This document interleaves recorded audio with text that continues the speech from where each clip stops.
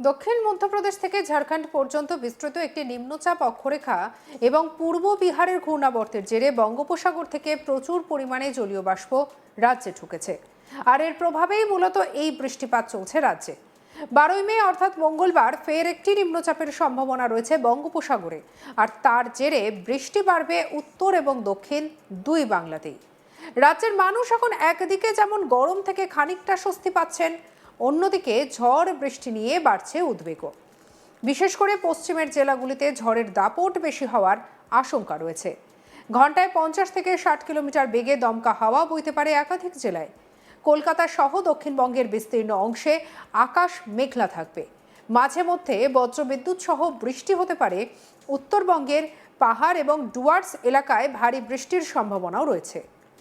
কলকাতায় আগামী কয়েকদিন আকাশ মূলত মেঘলা থাকবে। দুপুর বা বিকেলের দিকে বজ্রবিদ্যুৎ সহ বিক্ষিপ্ত বৃষ্টির সম্ভাবনা, সঙ্গে 40 থেকে 50 কিলোমিটার বেগে ঝোড়ো হাওয়া বইতে পারে।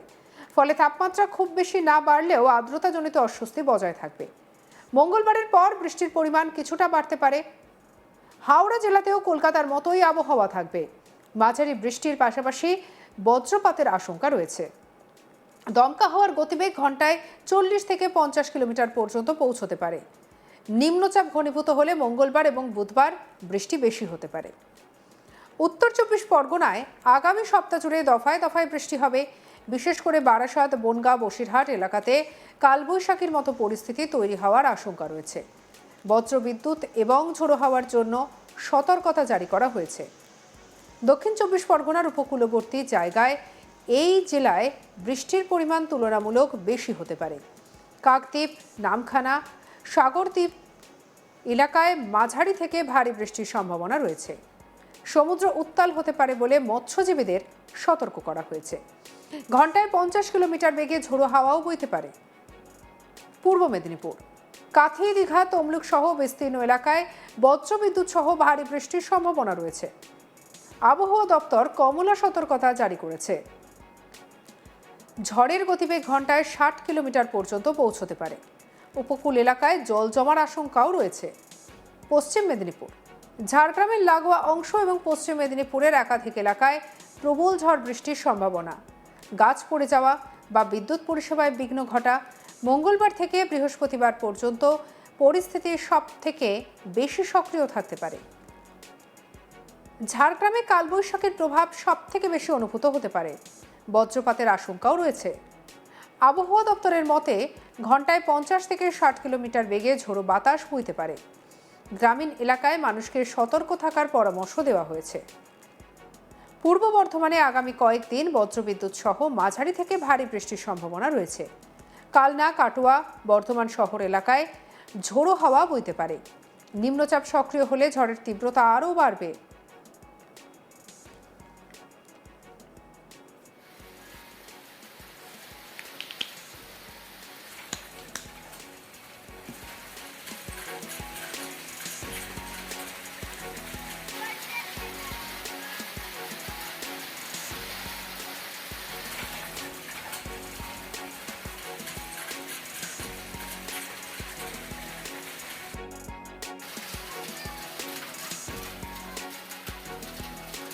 আসানসোল, দুর্গাপুর, রানীগঞ্জ এলাকায় ঝড়ের দাপট বেশি দেখা যেতে পারে। এই জেলায় কমলা সতর্ক বার্তাও জারি করা হয়েছে। ঘন্টায় 50 থেকে 60 কিলোমিটার বেগে দমকা হাওয়া বইতে পারে। কয়লা খনি অঞ্চলগুলোতে সতর্কতার মূলক ব্যবস্থা নেওয়ার কথা বলা হয়েছে। অন্যদিকে বাঁকুড়ায় কালবৈশাখীর একটা প্রবল সম্ভাবনা থাকছে। বিকেল বা সন্ধ্যের দিকে বজ্রবিদ্যুৎ সহ বৃষ্টি হতে পারে। ঝড়ের গতি ঘন্টায় 50 থেকে 60 কিলোমিটার পর্যন্ত যেতে পারে। গ্রামীণ এলাকায় ফসলের ক্ষতিরও আশঙ্কা থাকছে। এরপরে পুরুলিয়ার কথা এবার আপনাদেরকে জানাই। পুরুলিয়া জেলায় আবহাওয়া সবচেয়ে বেশি অস্থির থাকতে পারে। কালো মেঘ, বজ্রপাত এবং প্রবল দমকা হাওয়ার সঙ্গে ভারী বৃষ্টি। কমলা সতর্কতা জারি করা হয়েছে। পাহাড়ি এবং খোলা এলাকায় বিশেষ সতর্কতা প্রয়োজন। বীরভূমের সিউড়ি, বোলপুর, রামপুরহাট এলাকায় বজ্রবিদ্যুৎ সহ মাঝারি বৃষ্টি হতে পারে। দমকা হাওয়ার গতিবেগ 40 থেকে 50 কিলোমিটার থাকতে পারে। বৃষ্টির জেরে দিনের তাপমাত্রা কিছুটা কমবে। মুর্শিদাবাদে আকাশ মেঘলা থাকবে। মাঝে মধ্যে বজ্রবিদ্যুৎ সহ বৃষ্টি হতে পারে। বহরমপুর, জঙ্গিপুর এলাকায় ঝোড়ো হাওয়ার আশঙ্কা রয়েছে। নদী সংলগ্ন এলাকায় সতর্কবার্তা জারি করা হয়েছে। নদিয়ার কৃষ্ণনগর, রানাঘাট, কল্যাণী এলাকায় বজ্রবিদ্যুৎ সহ বৃষ্টির সম্ভাবনা রয়েছে। মঙ্গলবারের পর বৃষ্টির পরিমাণ বাড়তে পারে। ঘন্টায় 40 থেকে 50 কিলোমিটার বেগে দমকা বাতাস বইতে পারে। হুগলি জেলার চুঁচুড়া, আরামবাগ, তারকেশ্বর এলাকায় বজ্রবিদ্যুৎ সহ মাঝারি বৃষ্টি হতে পারে। ঝোড়ো হাওয়ার জন্য হলুদ সতর্কতা জারি করা হয়েছে। সন্ধ্যার পর আবহাওয়া বেশি খারাপ হতে পারে। আর এবার আসি উত্তরবঙ্গের আবহাওয়ার দিকে। উত্তরবঙ্গের পাহাড় এবং ডুয়ার্স অঞ্চলেও আগামী কয়েকদিন আবহাওয়া অত্যন্ত অস্থির থাকবে।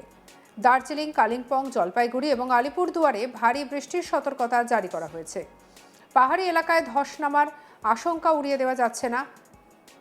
দার্জিলিং জেলায় আগামী কয়েকদিন টানা বৃষ্টি চলতে পারে। পাহাড়ি এলাকায় কুয়াশা, মেঘ এবং বজ্রবিদ্যুৎ সহ বৃষ্টির জেরে দৃশ্যমানতা কমে যেতে পারে। পর্যটকদের সতর্ক থাকার পরামর্শ দেওয়া হয়েছে।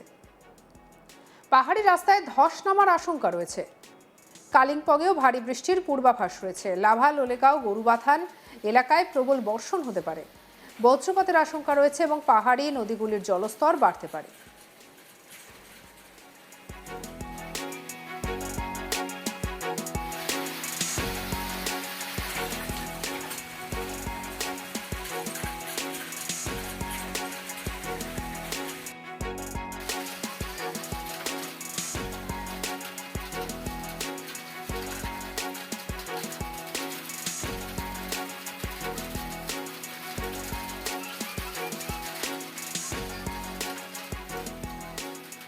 ডুয়ার্স অঞ্চলে ভারী বৃষ্টির সম্ভাবনা সবথেকে বেশি জলপাইগুড়িতে। বুধবার এবং বৃহস্পতিবার বিশেষভাবে সতর্ক থাকতে বলা হয়েছে। বজ্রবিদ্যুৎ সহ বৃষ্টির পাশাপাশি 40 থেকে 50 কিলোমিটার বেগে ঝোড়ো হাওয়া বইতে পারে। আলিপুরদুয়ার জেলায় ভারী বর্ষণের সম্ভাবনা রয়েছে। বনাঞ্চল এবং চা বাগান এলাকায় জল জমতে পারে। ঝোড়ো হাওয়ার সঙ্গে বজ্রপাতের আশঙ্কা রয়েছে। হাতি চলাচলের করিডর এলাকাগুলিতে বিশেষ সতর্কবার্তা জারি করা হয়েছে। কোচবিহারে বুধবার এবং বৃহস্পতিবার ভারী বৃষ্টির সম্ভাবনা রয়েছে। তুফানগঞ্জ, দিনহাটা, মাথাভাঙা এলাকায় বজ্রবিদ্যুৎ সহ বৃষ্টি হতে পারে। ঝোড়ো হাওয়ার গতিবেগ 40 থেকে 50 কিলোমিটার পর্যন্ত হতে পারে। উত্তর দিনাজপুরের রায়গঞ্জ, ইসলামপুর এলাকায় মাঝারি থেকে ভারী বৃষ্টি হতে পারে। বজ্রপাতের আশঙ্কা রয়েছে। বুধবার বেশি বৃষ্টি হওয়ার সম্ভাবনা রয়েছে। দক্ষিণ দিনাজপুরের বালুরঘাট, গঙ্গারামপুর এলাকায় হালকা থেকে মাঝারি বৃষ্টি হতে পারে। বজ্রবিদ্যুৎ এবং দমকা হাওয়ার সম্ভাবনা থাকলেও ভারী বৃষ্টির আশঙ্কা তুলনামূলক কম। মালদা, উত্তরবঙ্গের প্রবেশদ্বার মালদাতেও বজ্রবিদ্যুৎ সহ বৃষ্টির সম্ভাবনা রয়েছে। কালবৈশাখীর প্রভাবে সন্ধ্যের পর আবহাওয়া খারাপ হতে পারে। সব মিলিয়ে বলা যায়, আপাতত গরম থেকে স্বস্তি মিললেও ঝড় বৃষ্টি নিয়ে সতর্ক থাকাই বুদ্ধিমানের কাজ। বিশেষ করে বজ্রপাতের সময় খোলা মাঠে না থাকা, বড় গাছের নিচে আশ্রয় না নেওয়া এবং অপ্রয়োজনে বাইরে না বেরোনোর পরামর্শ দিয়েছে প্রশাসন। সঙ্গে রাখুন আজ তাক বাংলাকে, সাবস্ক্রাইব করুন।